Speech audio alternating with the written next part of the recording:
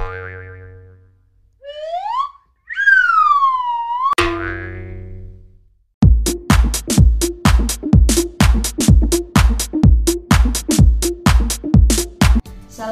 warahmatullahi wabarakatuh. Apa kabar anak-anak? Semoga tetap sehat selalu ya.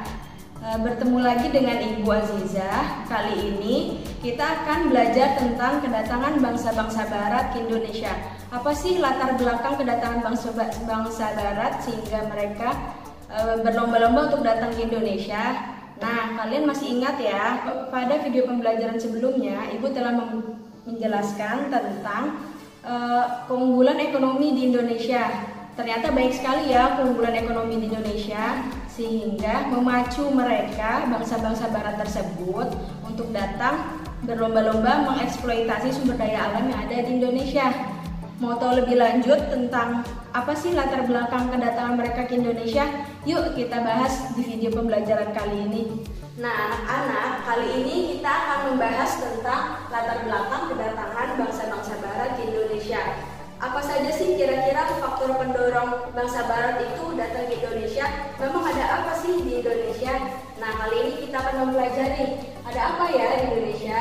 Ternyata mereka berlomba-lomba datang ke Indonesia karena di Indonesia itu pusat rempah-rempah. Mereka datang ke Indonesia untuk mencari di mana pusat rempah-rempah. Seperti yang kita tahu bahwa Indonesia berada dalam iklim tropis yang mempunyai dua musim. Musim apa aja itu? Yaitu musim panas dan musim penghujan, sehingga membuat tanaman rempah-rempah mudah tumbuh dan berkembang di negara kita.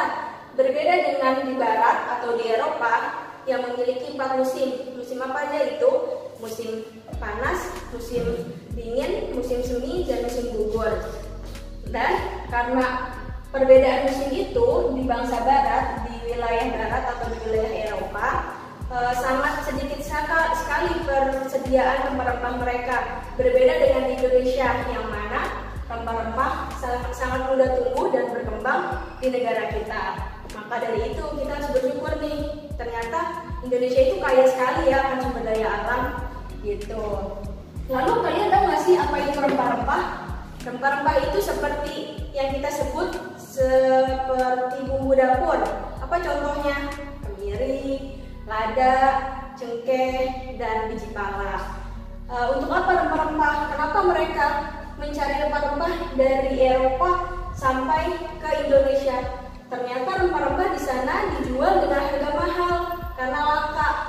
Jarang sekali di sana itu rempah-rempah, persediaan rempah-rempah mereka itu sangat terbatas. Rempah-rempah mereka gunakan untuk bumbu masakan dan untuk mengawetkan makanan.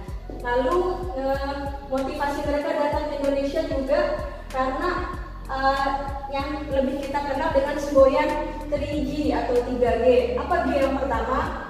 G yang pertama adalah gold. Gold itu artinya emas. Emas itu melambangkan kekayaan.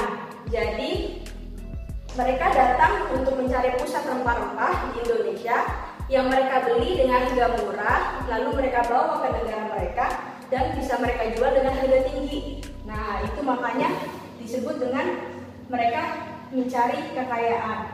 Lalu G yang ketiga apa? G yang kedua apa? G yang kedua adalah glory. Glory itu bermakna kejayaan. Ketika mereka kaya, maka mereka berpikir mereka akan berjaya. Seperti itu. Lalu G yang ketiga adalah gospel. Gospel adalah bermakna menyebarkan agama. Jadi motivasi mereka bukan hanya sekedar untuk mencari kekayaan dan kejayaan, tapi mereka juga menyebarkan agama yang mereka anut. Apa agama mereka? Agama mereka adalah agama Nasrani atau Kristen. Jadi sudah paham ya tentang motivasi 3G ini, gold, glory, dan gospel. Lalu faktor yang ketiga adalah adanya revolusi industri. Revolusi industri ini terjadi pada tahun 1750 sampai dengan 1850. Apa itu revolusi industri? Revolusi industri adalah berubahnya tenaga manusia dan tenaga hewan menjadi tenaga mesin. Contohnya, Pada tahun ini sekitar 1750 sampai dengan 1850 mulai ditemukannya mesin uap. Coba bayangkan ya, sebelum ditemukannya mesin uap, bangsa Eropa datang ke Indonesia dengan mendayung perahu. Mungkin itu akan sangat mustahil dilakukan.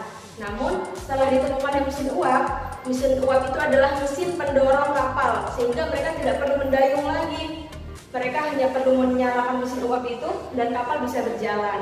Akhirnya karena ditemukan mesin uap itu mempermudah ekspedisi mereka hingga sampai datang ke Indonesia.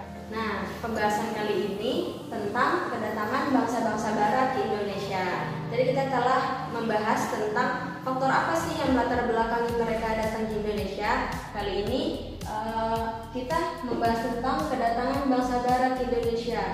Bangsa apa aja sih yang pernah datang ke Indonesia? Negara mana saja yang pernah datang ke Indonesia? Jadi yang pernah menduduki Indonesia adalah pertama ada Portugis, ada Spanyol, Inggris, dan Belanda. Yang pertama kita bahas Portugis dulu ya. Portugis sendiri datang ke Indonesia pada tahun 1511.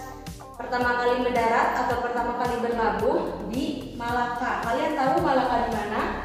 Malaka itu sekarang adalah negara Malaysia. Jadi ketika pertama kali datang mereka berlabuh di Malaka atau yang sekarang menjadi negara Malaysia. Oleh Kapten Bartholomeus Dias.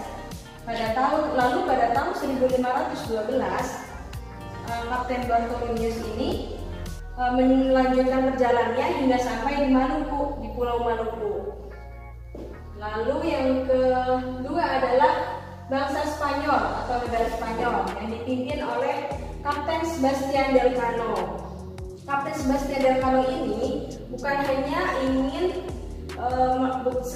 sekedar ingin mencari rempah-rempah atau dengan motivasi 3G itu, tapi Kapten Sebastian Elcano juga ingin membuktikan bahwa bumi itu bulat. Jadi Kapten Sebastian Elcano melakukan ekspedisi ke seluruh dunia sekaligus untuk mencari rempah-rempah dan membuktikan bahwa bumi itu bulat. Lalu negara yang ketiga adalah Inggris. Sebenarnya pengaruh Inggris tidak terlalu besar di Indonesia. Inggris pertama kali datang pada tahun 1579 di Pulau Ternate dan Tidore. Lalu Inggris juga sempat membangun persekutuan dagang dari pedagang-pedagang Inggris yang mereka beri nama EIC, East Indian Company. Jadi EIC ini adalah kumpulan atau merger dari pedagang-pedagang di Inggris.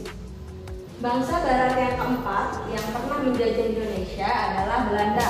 Seperti yang kita tahu bahwa Belanda adalah bangsa barat yang pernah menjajah Indonesia terlama, kurang lebih 350 tahun lamanya. Belanda pertama kali datang ke Indonesia pada tahun 1596 di Banten atau di Pulau Jawa. Setelah mereka mendapat izin untuk mendirikan kantor dagang di Jayakarta yang diizinkan oleh pada saat itu penguasa Jayakarta atau pemimpin Jayakarta adalah Pangeran Jayawikarta namanya. Nah, Pangeran Jayawikarta ini tidak hanya mengizinkan VOC untuk mendirikan kantornya, tetapi juga mengizinkan EIC. Pada saat itu EIC juga masih ada di Indonesia, mengizinkan EIC untuk dapat mendirikan kantornya juga di Jayakarta. Nah, Belanda merasa tidak suka dengan izin yang diberikan Pangeran Jayakarta ini. Akhirnya Gubernur Jan Pieterszoon membujuk penguasa kerajaan Banten, karena pada saat itu Jayakarta merupakan daerah kekuasaan dari kerajaan Banten. Akhirnya Gubernur Jan Pieter membujuk kerajaan Banten, penguasa kerajaan Banten untuk mencabut izin kantor dagang dari EIC. Dan penguasa kerajaan Banten mengiyakan atau menyetujui untuk mencabut kantor izin dari EIC. Akhirnya Inggris pergi dari Indonesia karena penguasa kerajaan Banten terbujuk oleh bujukan Belanda. pada saat inilah momentum awal bangsa Belanda mendapatkan keleluasaan dan kelonggaran dari Indonesia. Begitu, makanya dari saat itu hingga 350 tahun Belanda berhasil melakukan kolonialisme dan imperialisme di Indonesia. Jadi sudah paham ya sampai sini? Pada saat itu Belanda benar-benar melakukan kolonialisme dan imperialisme dari awal izin yang diberikan oleh kerajaan Banten untuk dapat mendirikan kantor dagangnya di Jayakarta, hingga ia dapat mendirikan pemerintahan di Jayakarta, dapat mendirikan pusat perdagangan di Jayakarta, dan hingga dapat menjajah Indonesia. Nah, seperti itu kalian sudah paham ya? Oke, sekian pembelajaran kita kali ini. Semoga kalian paham ya, dan tetap jaga kesehatan, sehat selalu. Wassalamualaikum warahmatullahi wabarakatuh.